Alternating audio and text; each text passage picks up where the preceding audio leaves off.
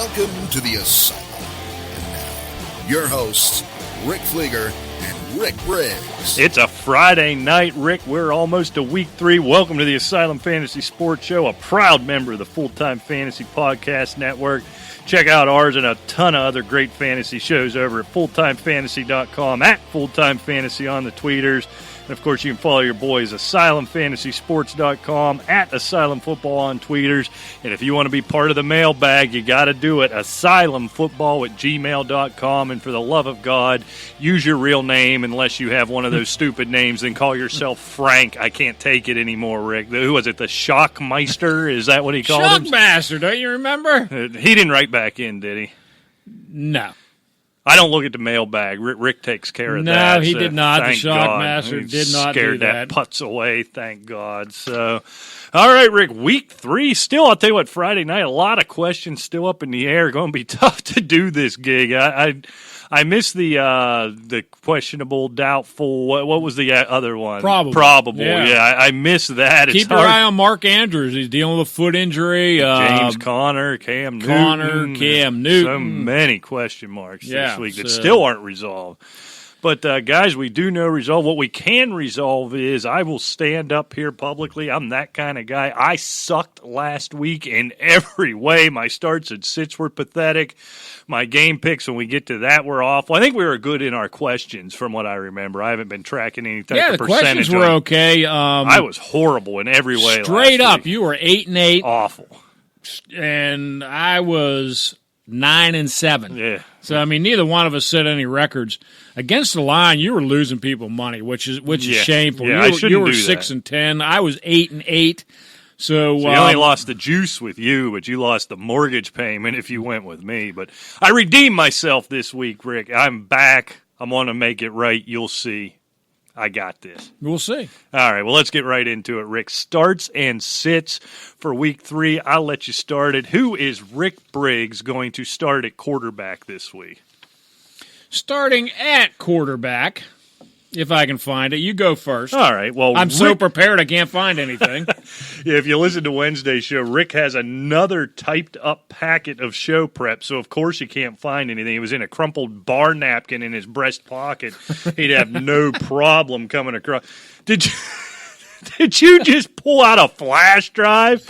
Who the hell are you? What is happening? You've got show prep on a flash drive. He's 90-year-old drunk just pulls a flash drive out of his pocket like it was no big deal. I beg to differ. Oh. I'm not 90. I can't believe what I just saw. All right, I'll pull it together here, Rick. I am going to start written down on a piece of notebook paper. One, Jameis Winston. It's been a rocky road for his career, and through 2 games this year, that Giants team just stinks. They're bad. And, I'm interested to see this game with what they can do offensively with Daniel Jones. But what I do know is the defense is no good. Chris Godwin really surging. I've got to think Mike Evans reverts back to the mean here a little bit. So if I can get 2 semi-decent games out of those guys, I think Jameis Winston is a candidate for 300 yards, 2 touchdowns. He'll throw some absurd pick in there as well, but I think 302 touchdowns. If you lost Ben Roethlisberger, if you lost Drew Brees, if you're worrying about Cam Newton, if you lost Nick Foles, and the list goes on and on and on and on and on, Jameis Winston, I think, can be what we hoped he would be, at least this week in New York. I'm right with you. And on the same vein with injuries with your Roethlisberger, Breeze, Josh Rosen. Allen, not Rosen. Against Cincinnati. Yeah. I really think that he's just one of those dynamic guys. He's racking up the points. And Buffalo looks good. They're playing a bad team, don't get me wrong, but I think that he can certainly throw up enough numbers, and that defense is going to be tough nut to crack for Cincinnati, and he'd be a good start. Well, I'll tell you what, Lamar Jackson getting a lot of hype, and deservedly so. Kyler Murray getting a lot of hype, and You deservedly so. We're not talking about Josh Allen enough. He might be getting close to that conversation with the way he runs the ball now that he looks more like a professional passer, where he can't be on this list because he's a guaranteed write-it-in starter every week. He's not there yet. I think we're underrating what Josh Allen has done this year in the context of the absurd numbers that Patrick Mahomes is putting up, that so many of these guys are putting up, and then behind Jackson and Murray. I think Josh Allen fits that mold of those two guys. They're all similar players. I think he's heading in that direction. All right, running back, Rick. Is your flash drive up, or do you want me to go first at the running back position? No, running back, I think, after last week, maybe someone soured a little bit on him, but don't give up on Marlon Mack. Going up against Atlanta, pretty vulnerable against the run. Indianapolis is going to have to establish that run game too. So, I mean, get Marlon Mack in your lineup if you was thinking on maybe, somebody else. Right, yeah. He's always on that fringe. We get plenty of Marlon Mack questions. I'm going to stick with that same game, Rick, and go with Devonta Freeman. This is based on only my gut, truthfully, that he can't be this bad, and he has been pathetic through 2 weeks. This is a dynamic professional running back who has held a ton of fantasy value in the past. And I was pretty excited about him coming into taking Coleman out of the mix. mix. You were pulling your underwear over your head for him. Right, so, I was. So maybe this is me still wishful thinking. I don't know what it is, but he's still a good running back. And they've got some questions on the offensive line, I guess, but I have to think this is a situation, this is the place where he breaks out. Oh, you're going up against Philly in that front, what's left of it is pretty tough. The matchup they had in week 1 in Minnesota, it kind of lets off now here a little bit. Maybe they get in the flow. And really, I think for that offense to really, truly flow, I think it's still got to go through Devonta Freeman. All right, Rick, wide receiver, who you start? This was kind of a tough one because usually with wide receivers, you'll start your normal guys. But I'll tell you what, against the pass, what are you doing over there? Whoa, I just slammed my beer off of the spit guard. Yeah, here. I mean, that's getting pretty rude over there, quite frankly. Pardon me. I mean, Nelson Aguilar. With the by you may attrition, not, right? Well, by attrition and by the fact that he performs when he's able to, and it looks like he's going to be able to be playing. He's going to have to. Right? Exactly. He's in a have to situation. And he's playing Detroit. That you like to say. Detroit. Yeah, so I mean, I think he's a must start with that Philadelphia offense. Sorry, no account. Detroit line. That's right. This one might be kind of shtick, Rick, but at the same time, in a deeper league, in a 3-receiver, 2 flex type of league, I'm going to start him. I'm starting him in the Scott Fish Bowl this week, which is sort of that kind of league. Mecole Hardman this week for the Chiefs going up against the Ravens. Here's all I'm basing this on, but I kind of believe in stuff like this, that right now, Andy Reid, right now, Patrick Mahomes are so good. They're playing games with people, just waiting to get to January. So in the absence of Tyreek Hill, and week 1 we saw Sammy Watkins go nuts, just go crazy. And week 2 we saw Demarcus Robinson just go nuts, just go crazy. I think it's Hardman's time, right? It's his Why turn. not? He had a couple catches, found it last week. I think this is a week. It's a big one. I think this could be a shootout, too, as well as Lamar Jackson's playing. There's going to be enough to go around. They're going to have to pick somebody to take away. That's still not a very good secondary right now in Baltimore. I think in a deeper league, huge ceiling, I guess, is where I'm at. If you're dealing with a banged up receiver, if you've got a Deshaun Jackson, if you've got a Tyreek Hill, well, yeah, but you've been dealing with that. But some of these guys are nicked up. It's kind of shtick based on that, but I tend to buy into stuff like that. Right. I'm going to go with Hardman this week. And good news for Tyreek Hill owners. Apparently, he was seen in the locker room, no sling, dribbling basketballs with both arms, and looks like he felt hardly any discomfort. It's just probably a matter of being able to take a hit at this point, probably. All right, Rick, let's go to sits. This sounds so dumb. There aren't any quarterbacks left to sit with all the injuries and retirements and such. But Baker Mayfield. I'm sitting Baker Mayfield against the Rams. They're 5th overall, and they're 7th against the pass, and he has looked miserable. Yeah, he was at the top of my list. You don't have anybody better, and you have to start this guy, but temper expectations on Carson Wentz this week. I know the Lions stink, and they're sorry. They're a no-account franchise, the Detroit Lions. You can only go so far with no weapons, none of your weapons available to you. Offensive line banged up. Peters banged up and not playing that well before he got banged up. I'm a little worried about Carson Wentz this week. Now, again, you have nobody better. You're going to start him, but temper your expectations. How about running back, Rick? You got to sit Joe Mixon. Yeah. He has shown nothing. Look, I know he's been dealing with injury to that foot and ankle. But going up against that Buffalo defense, and Cincinnati is last in the league in rushing. Buffalo is 10th against the rush. I tell you what, it's going to be, if they have any chance, it's going to be riding on Andy Dalton's arm. Yeah. And John Ross and Tyler Boyd. It's not going to be on that run game. Look, I put up Gio Bernard as a start last week thinking, well, yeah, they just can't. But this is the year he finally puts it together. It isn't. He sucks. He sucks. The offensive line sucks. Yeah, no, that's what and that was no secret. We covered that when we covered the AFC North. It June totally July, sucked. yeah. It's just jerry rigged together, and it looks like it now. Yeah, and look, I think Joe Mixon will get right, but it ain't going to be against the Buffalo Bills. That defense is the real deal. For me, this is kind of a cop-out, but, if you're looking for deep for that second running back, Adrian Peterson, kind of uninspiring and an easier matchup against Dallas, now playing against the Bears. Again, this isn't where he gets it going. This isn't going to be a type of game where they can give him the 28 carries he needs to produce anything, Adrian Peterson. Again, I don't know how much people are chomping at the bit, and if you're thinking about Adrian Peterson, you're in a bad enough spot where you're probably going to have to start him anyhow. Exactly. All right, wide receiver, Rick. Robbie Anderson. You have to have him on your bench. I know you probably drafted him as your wide receiver 2, maybe your wide receiver 3, something like that. But until Darnold's back, and Darnold's back in full health and actually targeting Robbie Anderson, he's basically up for drop, let alone sit. Yeah, Le'Veon Bell may die. As much as he wanted out of Pittsburgh, with this situation, he had those 10 catches last week and just got pounded every single time. And that's going to be their only offense with Luke Falk, at the quarterback. Right. Do you know who the backup quarterback is right now? I have no for the New York idea. Jets? I didn't even know it was Luke Falk after Trevor Siemian So until do he you know got who the killed. backup to Luke Falk is?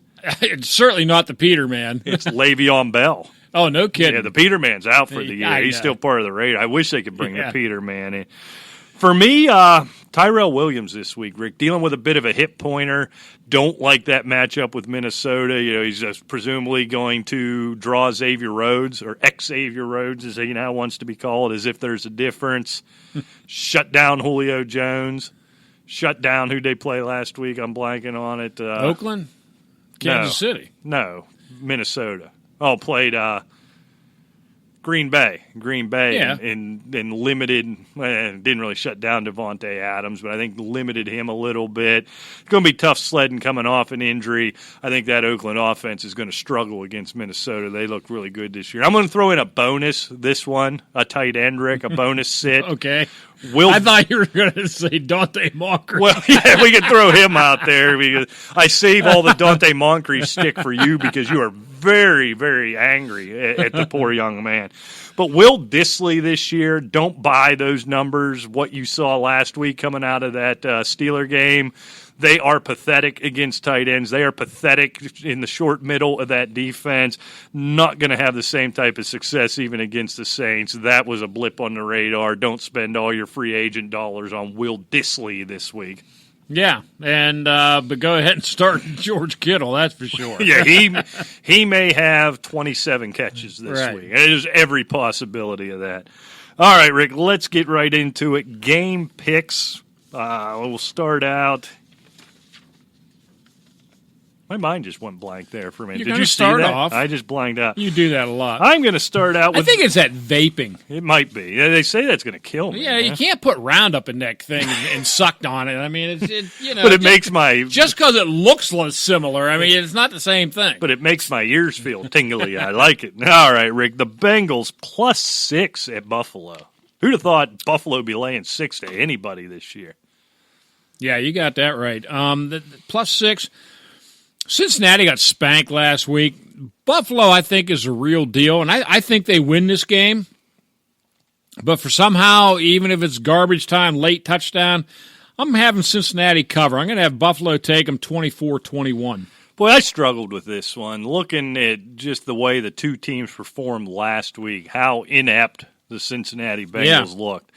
Then I looked back to how impressed I was with the way they played in Week 1 in Seattle. And then I look at, and this is so dumb to pick games this way, but it's just the way my rotten mind works. I don't think I'm ready to live in a world yet where the Buffalo Bills start out 3-0. I just don't see it. I'm going to take the Bengals here outright by hook or by crook. I'm going to take them 23-20. Okay. I just don't think Buffalo's a 3-0 team. I really, if they'd have lost one of the first two, I'd have felt completely different about that game, which tells you all you need to know if you're betting with me this week. All right, Rick, I love these lines every week. It's like college games. The Dolphins +21.5 down in Jerry World. Yeah, it's funny, isn't it?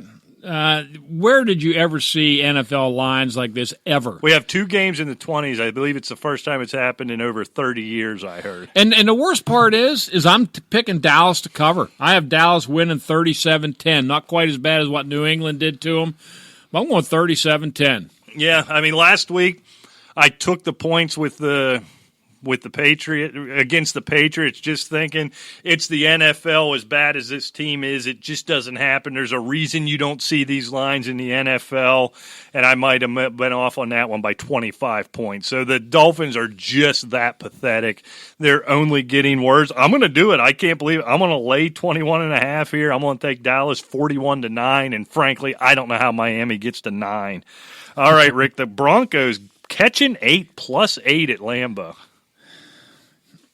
When's the last time you saw the Broncos catching 8? Seems odd, doesn't it? Yeah, it's very strange. Look, I'm going Green Bay, going undefeated. I have them winning, but I'm going to take Denver to cover. I have Green Bay winning 23-18. Aaron Rodgers has been very less than spectacular, right, but the defense has been really good. And that Denver offense is really bad. This could be 33-10, and I wouldn't balk at it either. Yeah. But I'm going 23-18, and I'm going to go Denver to cover. Yeah, Vegas is good because that line forces you to take Denver to cover, right? To your point, I wouldn't be surprised if Green Bay beat them by 20. But 8's just a whole lot to lay. The Packers' offense hasn't looked that dominating. Joe Flacco has been horrific, and I expect it to continue. But I think, they could keep it within a touchdown, which is still a cover. So I'm the same thing. I got the Packers here winning, but I got it by a touchdown, 27-20. So I got the Packers win, Broncos cover. All right. Falcons plus catching 1.5 heading into Indianapolis. Yeah, that surprised me, to be honest with you. Look, Indianapolis looks pretty good, but Vinatieri missed 3 extra points, so there's your difference right there. I'm going Atlanta 24, Indianapolis 21. So I'm taking Atlanta to win and to cover. Yeah. So the Falcons win this thing outright. Yeah, I think this one wasn't even a thought for me. I'm not sure what this line I can't explain. It doesn't really matter. I think the Falcons win this one relatively easily. Something late in garbage time for the Colts. I got the Falcons here 31-26. All right, Rick, what's going to be the game of the week? I'm going to be paying attention to this one is the Ravens catching 6.5 head to Arrowhead, take on the Chiefs. I tell you what, this is going to be a great game. Look, everybody thinks that Kansas City's offense is the leading offense in the league. It's Baltimore's. Right now. Right. And this could be a real classic game. But look, they're in Arrowhead. That's a 3-point advantage right there. And I'm picking Kansas City as a better team. So I'm going 34-26. So I'm having Kansas City actually win and cover. Yeah, our numbers are very serious. Good Lord. Very similar. I don't know which is funnier. When you start speaking gibberish or when you just give me that Just blank stare stare off into space. I'm having issues lately. I got to get this straightened out. CTE maybe? I don't know. Could be, except I've never done anything manly enough to hit my head. Well, you get drunk and fall and hit it sometimes, so. That could be it. You get CTE from that, couldn't you? I don't see why not. All right, Repeated blows to the head. We're going You're always falling face first somewhere. Anyhow, I wouldn't be stunned if Lamar Jackson comes in and completely falls on his face. I'm just saying I wouldn't be stunned. However, right now, good times are rolling. Things are going good. I think the Chiefs still win this one. To ask that team, to ask that quarterback to go on the road and beat that team, I don't see it happen. But I think they keep it close enough to cover. That hook, that half point made a big difference for me. I'm going to take the Chiefs here, 33-27. So I got the Chiefs, but I'm going to have the Ravens cover that. Okay. All right, Rick, the Raiders getting 9 heading into Minnesota. And this is a classic example of where that thing they're begging you to take that Oakland. line got me, and they did. I got Minnesota winning this game because Kirk Cousins and that offense has been so anemic, save for Dalvin Cook.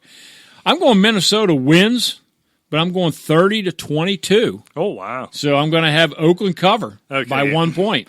I can't get to a scenario where even as bad as Cousins has been, Oakland is going to go up there and put up any type of big amount of points, as well as that Vikings defense has been playing. They've looked downright scary at times, especially. I might be hanging on too much to what happened against Atlanta in the first week. Aaron Rodgers found his way around them a little bit last week. But I still think they're that much better. I got the Vikings winning and covering 27-13. All right. Here's another one, Rick. Even more ridiculous than the last is the Jets getting 23 heading into New England. It's insane. 2 over 20. I did what you did last week, and maybe I shouldn't have because your record was so pitiful last week. Shut up. But you said, I could talk myself into, blah, blah, blah. Well, I did. I talked myself into, would it shock me if New England won 37-13? No, it wouldn't. Well, then I did a little, arithmetic. And that's 24 points. Right. So I'm going New England 37, Jets 13, and New England win and cover. And what I learned, and I should have known better because I guess I didn't learn it. I guess what I forgot or what I discounted is Bill Belichick living for these moments to where he can humiliate somebody, to where he can kill you, wake you up, and kill you again just because he can't, because he's an evil scoundrel is what he is. And so it's Luke Falk, God bless him and the whole Falk family, but right. I'm sorry, I got the Patriots here 47-16. It's just yeah, it shouldn't happen, but Belichick will relish this opportunity to just run them into the ground. All right, Rick, the no account, sorry, pathetic Detroit Lions getting 6.5 heading to Philadelphia. And I don't think it's enough. Philadelphia has some troubles on the offensive line. They have the health problems with wide receivers. But I think they're a better team. I'm going Philadelphia 28, Detroit 20. All right. Well, I'm going to do it, Rick. You did. They kill you. Every time. The Eagles, they're banged up. Carson Wentz is banged up. Hasn't looked that good. None of the wide receivers are going to be there. Alshon Jeffrey, even if he plays, is dealing with that calf. They haven't gotten the running game going. The defense, injuries all along that defensive line. I don't know how. I don't know why. Rick, the Detroit Lions win this game outright, 23-21 over the Philadelphia Say Eagles. It ain't so. Write it down. Call that book. Hell yeah. That's right. All right, Rick. This line's been on and off the board depending on what happens with Cam Newton. We're going to go with the initial line as the Panthers getting 2.5 or laying 2.5. I'm sorry, at Arizona. Arizona plus 2.5 at home. And yeah, with Cam Newton in a walking boot, and even if he does play, there's just something not right about him, man. And this whole thing with Arizona and Kyler Murray, Yeah, they're 0-1-1. I see 1-1-1 out of these guys. I'm going Arizona 23, Carolina 22. Yeah. I mean, accounting for whatever happens with Cam Newton, I'm the same. And this isn't like 2-0 Carolina that you might expect coming into Arizona. This is 0-2 licking their wounds Carolina Panthers. Yeah, don't look good. Kyler Murray is good enough, especially back at home, even against Carolina's still playing a pretty decent brand of defense. But yeah, I think the Cardinals and Kyler Murray get their first win, so I got the Cardinals out right here, 27-23. The New York Football Giants, Rick, and new quarterback Daniel Jones getting 6.5 going into Tampa Bay. That's a big number going to Tampa Bay, as pathetic as they've been. It is, but I don't think it's going to be enough. I'm going Tampa Bay 30, New York Giants 23 by 7. So I'm going Tampa wins and covers. Oh. That Giant defense does not look good at all. Yeah, if I hadn't made the ridiculous Lions pick, I'd have taken the Giants here. I'm excited. Daniel Jones and Mason Rudolph. We'll get to that game here shortly. A couple of guys I'm really excited about. I don't know if it's enough to win in your debut on the road, but I think they keep it close. I almost see Tampa getting out to a big one and the Giants kind of coming back and falling just short. That's how I envision this thing going. So I got Tampa to win this thing, but I got the Giants covering 29-24. I have the Tampa Bay Bucks winning this game. Okay. All right, Rick, the Texans getting 3.5, head out to L.A., take on the Chargers. The Chargers should be 2-0. They imploded last week and cost themselves a victory. Houston played a pretty good defensive game last week, although Jacksonville defense doesn't really scare anybody. I'm going to Chargers in a tough one, 27-25, which means I have the Chargers winning, but I have Houston covering. Houston looked so bad in that game, even in a win against Jacksonville last week. The Chargers looked so bad in that loss in Detroit last week. Wait, they didn't? Yeah, they lost. Yeah. No, yeah. They had 2 touchdowns called back. Right. And I don't know why I just questioned myself on that one. I think the Chargers are a much better football team, and I think they pay the price for the Chargers and Phil Rivers saying, all right, I ain't that dude. You know what I mean? It puts up that type of performance. I think the Chargers win this one and win it fairly easily, so I've got them winning and covering 31-20. All right, Rick, the Saints, boy, you wouldn't have thought this would have been the line before. Catching only 4, getting 4 at Seattle. Yeah, and they're heading to Seattle without Drew Brees. It doesn't bode well for the Saints. I like Seattle 24, New Orleans 17, which means they win and cover the Saints. Yeah, I got the Seahawks here 30-17, and I honestly wonder if Teddy Bridgewater can produce 17 points. I wonder if I'm being too generous there. All right, Rick, Mason Rudolph, the Steelers, the 0-2 Steelers, getting 6.5. Boy, I wonder what this line would have been if Ben was healthy. Steelers getting 6.5 in San Francisco. And like I said earlier on the show Wednesday, I'm starting to believe in Jimmy Garoppolo. He's looking like a quarterback with a lot of confidence, with a lot of weapons, balanced run game. I'm going San Francisco 24, Pittsburgh 23, which means San Francisco wins, but Pittsburgh covers. Yeah, I'm kind of envisioning the same scenario I brought up with the Giants in Tampa Bay, where Mason Rudolph comes out, has a hard time finding his way. Steelers give up some points because that's what Keith Butler really likes to do on that defense, is give up points and start to make a little run more towards the end. But ultimately, for me, it's the 49ers here, 23-17. So that gives me the Niners winning, but the Steelers covering. All right. All right, on to Sunday Night Football. The Rams laying 3 on the road in Cleveland.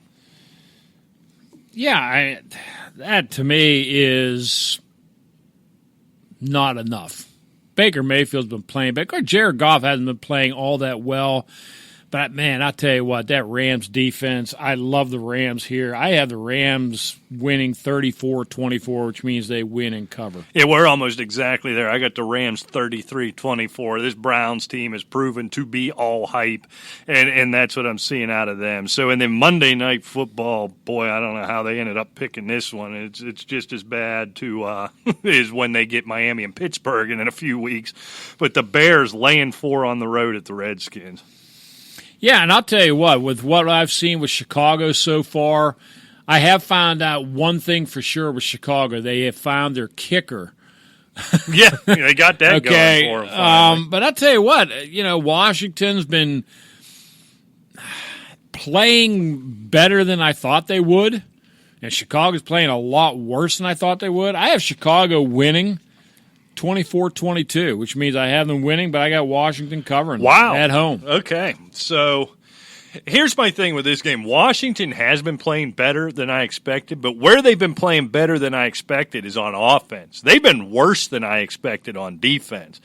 Now, a lot of that's mitigated by Mitch Trubisky being pathetic and sorry, but I don't know how the Redskins score on this Bears defense. As rough of a start as it's been for that offense, that defense has been about what we expect. So I think it's not an embarrassment blowout in any way. I got the Bears here 20-13, which gives them the win and the cover. Okay, so we got to roll right along and get to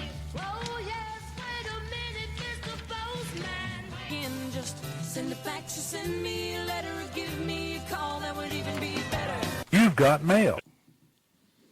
asylumfootball@gmail.com, at asylumfootball on Twitter. That's your part. Get the questions in. What do we have in your little bag this week, Rick? give us your first name. Okay. Give us some scoring some context, settings in your league, like PPR. Is it standard? I don't need to know bonuses and all that crap, but I need to know what format it is, okay? All right, Sandy writes in. Sandy. And this one, I don't really know why I took this one, because I don't think it's that close, but I think this is the angst that people are getting with Jameis Winston. Okay. Jameis Winston or Jacoby Brissett? Oh, yeah, that's Winston. It's not even. Winston was my start of the week, so yeah. Yeah. Yeah, Brissett could be a safe play, I guess, because Winston, his ceiling's so high, but his floor is equally as low. I get that, but no, don't overthink this one. Yeah, don't leave points on the board. No, and we've been talking about the run game and Bruce Arians and so forth. This offense will start clicking here sooner or later. You would think. And you want to have Winston in your lineup when it does. Okay, Cliff writes. Cliff. See, that's another quarterback name. All right. I mean, question. That is a quarterback name, though. Yeah, Cliff. Cliff Stout. There you go. Daniel Jones, Kirk Cousins. Oh. Yeah. Okay. Oh, Cousins is a terrible, terrible quarterback right now. I'm not starting a rookie on the road in his debut. Look, he could just go nuts. He could go all Pat Mahomes in this game.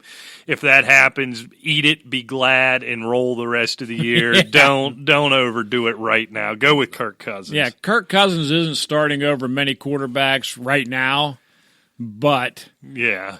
Yeah, right. Look, if Daniel Jones goes out and throws for 350 and 3 touches, call me up. I apologize. Right. I'll apologize. Or just write an email and call us every filthy name you can think of. I'll apologize directly and ride it out. Because, look, I think it is a possibility, but just the thought of, in week 3, playing a rookie quarterback on the road in his NFL debut, it's just craziness. I can't do it. Arnold writes. Adrian Peterson or Derrick Henry in PPR? Is that a serious question? No, it's Derrick Henry, Derrick Henry's mom, and then Adrian Peterson this week, in that order. Exactly. See, and I felt bad having Adrian Peterson as my sit when we did that segment. This is why guys think like this. I know, because it's Adrian Peterson. Right, yeah. Simple as that. Yeah. And that's the thing. No, Derrick Henry's been the real deal. It's a different, and let's not, no doubt about it. He hadn't been putting up those 240s like he did at the end of last season, but nice and steady. He's catching a couple of balls a week. He's rendered Dion Lewis worthless at this point. Exactly. Carly writes, now get your little... Carly. I can't believe we have all these women listeners, as misogynistic as I tend to be. They don't care. They want to win their football game. Fair enough. All right, pick 2 wide receivers in PPR. All right, I got my crayon out. Tyrell Williams. Ooh, okay. Stephon Diggs. Allen Robinson. Okay. John Brown. Ooh, okay. DJ Moore. John Brown, DJ Moore. Okay, so Diggs is write it in, set it, and forget it. I don't care what they have going on. Yeah, he's only had 3 catches all year, but you still have to. He's Stephon Diggs. Allen Robinson, I think, is about at that level, even as pathetic as Mitch Trubisky's been. So this comes about, if I didn't have all the Cam Newton questions, this would probably be DJ Moore. I'm going to go with John Brown here, as bad as that. We're only picking 2. Oh, I only get 2? We're only picking 2. It's Diggs and Robinson then. Okay. And any other week, Tyrell Williams would be making an argument. DJ Moore, this actually kind of cleaned up nicely for you. For me, it just came down to Robinson and Brown this week, and I'll go with Robinson, with Brown a close third behind him. Okay. Randy writes in. It's a PPR question. All right. James Conner or Royce Freeman? And, if this was week 1, we'd be saying you're a moron. Then never delete the show and never listen again. Right. But now it's a reasonable question. It really is. Look, if James Conner's healthy, you took him at that 1-2 turn somewhere, stick with it. I think Jalen Samuels is going to get more work. I really do, as successful as he's been every time he's come in, which might benefit Conner a little bit. This offense is going to change. We don't exactly know what it's going to look like, but it couldn't be any worse than it's been the first 2 weeks. Keep an eye on that knee, but Freeman, I'm not ready to trust yet. No, and here's the thing. It's James Conner because everything that Rick said, you already spent the draft pick on him. Of course, monitor the knee, make sure that he's playing. But Royce Freeman hasn't been putting up 100 yards a touch every game either. He's been putting up solid flex numbers, 50 yards rushing, couple of catches, et cetera, et cetera. It's still not his gig. And until he really starts exerting himself in this, I should say, pathetic offense, really, it's still not a question. It's James Conner. Yeah. Austin writes, blow it up. Oh, already. I like it. Trade offer in PPR. I get Allen Robinson and Derrick Henry. I give Frank Gore and Odell Beckham. Oh, okay. Give Gore Beckham. Wish I knew the rest of his team is what I would like to know.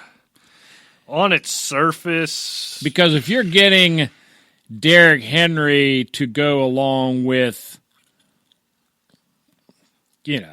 Dalvin Cook. Right. Or are you getting Derrick Henry to go along with freaking Peyton Barber? I don't know. Yeah. I don't know what the rest of your receivers are. So let's look at it in a vacuum. You're getting a low-end RB1 and a mid-lean wide receiver 2, low-end wide receiver 2 for a lock-em-down wide receiver 1 and an afterthought running back, probably an RB3. Assuming you have strength otherwise at the receiver position, I'd take this deal. But if Beckham's your 1 and then, I don't know how far you dip to your 2 if you've got, I don't know who, Rick, Tyler Boyd, somebody like that as your 2, I don't think I have the guts to do it. If you have another, top 15 receiver, if you drafted at the turn, which a lot of guys who have Beckham do, I might make this move. But, I don't know where Frank Gore is in relation to your running back core. Yeah, that's the thing. And, Frank Gore had a decent game last week, but he's an afterthought. Yeah, of course, he'll be playing 10 years from now while we'll still be saying he's an afterthought. So this is good. You can get something for him, right? But you got to give up Beckham in the process. Yeah, and is it worth it? Is Derrick Henry a more advantageous gap Right. between Frank Gore than a negative gap between Beckham and Robinson. Yeah. And granted, it's a big gap between both of them, both sides. Boy, I tell you what, I'll be honest with you, Rick. I'd be hard pressed to give up Beckham knowing the rest of that core. All right, we'll go with that. No, but send back in asylumfootball@gmail.com. Give us your roster construction, and we'll answer that. Right. Okay, Jamal writes, and I think we sort of covered it already. So, Kyler Murray, Baker Mayfield. Oh, that's Kyler Murray. I agree about it. I don't like Mayfield in general and specifically this week against the Rams. I agree. You're going to like this one. Oh, God. Maybe I'm going to save it for last. Okay, Larry writes in. Larry's a good guy. Aguilar or Anthony Miller in PPR. Well, that's Aguilar, and forget about it. They will not throw the football to Anthony Miller. I don't understand why. Well, he probably can't see him. Well, that's true. Yeah. Aguilar, likely your wide receiver 1 in Philadelphia this week. Yeah, Larry, I mean, really, until Anthony Miller's droppable. Posts a 10-catch, 150-yard game, he's not even playable. He's not even a question. In a redraft league, he's droppable with this. Oh, yeah, no doubt about that. Okay, Kit writes. Kit. Like the Knight Rider. What was his name? The car? It was Kit. No, the guy, because he'd always say... David Hasselhoff. I can't remember what his name was in the show. Yeah, because he'd always... Kit was the real star. Well, yeah. But he kind of reminded you of, like, Hal in, the Space Odyssey. Yeah. He's kind of creepy. It's Hasselhoff. Anyway... Kit says, I need a tight end in PPR. All right. And obviously, I don't have any idea. Maybe he drafted or she drafted Njoku and is looking for something off the scrap heap, but it's Njoku, Virgil Green, or Kyle Rudolph. Unfortunately, this is still Njoku. I understand you trying to find anybody else. Actually, I think I would go Virgil Green. You think? He had some catches last week. I guess something Njoku hasn't been doing. Yeah. Reed's got concussion. He's not going to be playing. Yeah, Kyle Rudolph is I don't think he has a catch this season. I'd have to pull the stats up. But I don't know. I mean, you're really rolling the dice just trying to chase some points at this point. I'd go with Virgil Green. He's going to be playing. I can live with that. Let's do that. What the hell? All right. Last one. I say you're too giddy for this. I'm going to get angry on I just don't, I don't know. I don't know what to tell you. Now I have to, not making fun of anything, but. Rick has to compose himself. How bad is this name? I don't know. It just kind of struck me as funny. All right. Nini. Nini? Nini. Nini. Nini. Neenie. Wait, Nee? Nini. That's not even a name, is it? Well, that's what it's... Like Nene, I could almost... Neenie? Yeah, Nini. Nene? Why, if you're going to say it the same way, why wouldn't you spell it the same way? I don't know. Talk to your parents about that and get back to it. That's why did they spell 8? E-I-G-H-T. I never could figure that one out when it's A-T-E. Yeah, but if you're using the same pronunciation back to back and you spell it differently back to back, you're kind of an a-hole, I guess is what I'm saying. Change it to N-E-E-N-E-E or don't write into the show again. Well, they wrote in, so we're going to answer it. Oh, fair enough. I need a flex in PPR. Okay. Carson. Mozart. Jarvis Landry. That's Carson, and it's not even close. I'd love to know who your running backs are. That Chris Carson's in your flex. I don't. Well, Mozart looked nice. I like. Landry. I can see the thing. He coughed it up twice. He got put on the bench. Penny was getting a lot of action. Mozart put up touchdown, double-digit fantasy points. Even though Breida put up even more points, double-digit points. So, I mean, I can see that. I mean, Landry right now until I mean, Jarvis Landry's almost getting to the point of drop. Everybody on Cleveland seems to be, except Beckham and Chubb. Yeah, you have to go Carson. There's no question about Yeah, that. if we roll over into a second week of Penny taking work away, we can have this conversation. Until that point, Chris Carson's a lock-em-up number 2 running back. Yeah, and I'd like to know flex. those other running backs. Yeah. You got Chris Carson in your If flex. you're playing him in your flex, forget about it. Exactly. Yeah, I'll take that risk there. Okay, real quick, All right. my friend. Let's do it. I got a little story here that I didn't have time to because I was ranting and raving on Wednesday. This is a story by Bernadette Detron. It was a report, I guess. But an Irish woman, now this is back in December of 2018, so it's not really a news story, but right. I thought it was very interesting. But an Irish woman made funny news headlines after revealing that she had married the ghost of a 300-year-old Haitian pirate. No kidding. Amanda Teague, 45 years old and unbothered by the 255-year age difference, married the ghost of Jack Teague, a Haitian pirate who allegedly sailed the 7 seas in the early 1700s.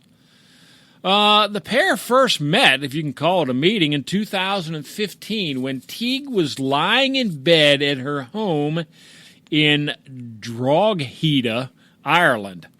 She said she felt a ghostly presence in her room and continued to do so most every night.